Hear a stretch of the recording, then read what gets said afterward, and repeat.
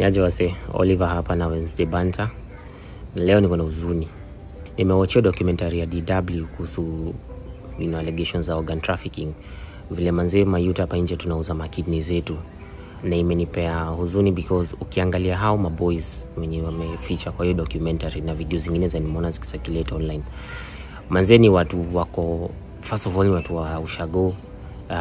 Wanakaa watu wako very exposed, place yenye pia wako kwa life ni point ya desperation. So mtu akikaa na offer nitakupatia 600,000, alafu pia uni mtu ajaye una 600,000 hata ajui inakaaje, na imagine tu do ni do mob.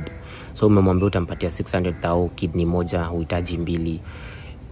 Definitely at the point where this person is kwa life atachukua hiyo option. You know, this is exploitation at its best. And so it's so sad kuona, hizo lives zote zime change.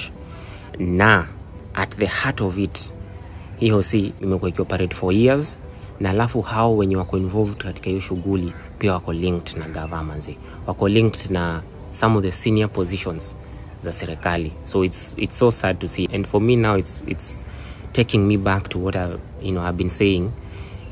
I think hizi vitu zote zina happen saa hizi na ni mingi na zinaweza kuwa overwhelming. Ndio to reflect, tuseme enyewe we deserve better. Kama my youth we deserve better. Every one of us has a deep feeling inside us that things are not okay. Sindio?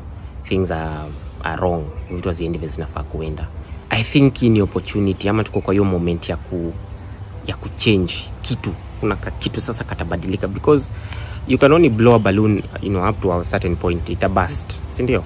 Hadi criminals wako comfortable kukuja tu kufanya Kenya wanataka huku, because Mkenya ni nani? Mkenya ukimpatia sijui nini, mpatia tu hapo kwa pesa kidogo mlambishe, uko tu sawa, utaoperate na mambo yako vizuri. Politicians ndio hao wako venye wako. Hakuna leader mwenye ni kama kona balls za kusimama na kusema nyinyi hii upuzi ya mtaleta hapa hivi. Na sasa sisi kama my youth ndio tuna bear the biggest brand.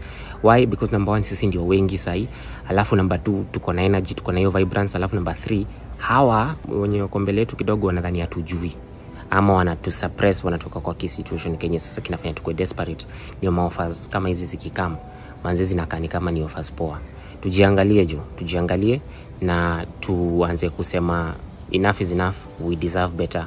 The choices that we are making going forward are going to be better choices. Tukikosa kuji-involve na mambo ya governance na kujua leaders wetu ni kina nani, na kuelect leaders wenye wako na integrity na wenye wana make sense, na si watu watijua kona legacy ama wamekuwa around in politics for a while, ama wajua alitukanja 50 bob, ama juu ni family member, ama juu tumeambiwa na madhi na fadhi huyo ndo tunataka. Tukikosa kuchagua watu kama hao, tuchague watu wenye tumesoma manifesto zao na tumeona track record na tunajua watu wako sawa, we will change a lot of things. Governance in affect life yangu na yako. Hao ni maboys walikuwa tuna life fiti. Sasa angalia, because systems huku ziko loose, jamaa ataishi bila kidney na all the complications zitakuja hivyo. Na that's just one example. So manze tujiangalie.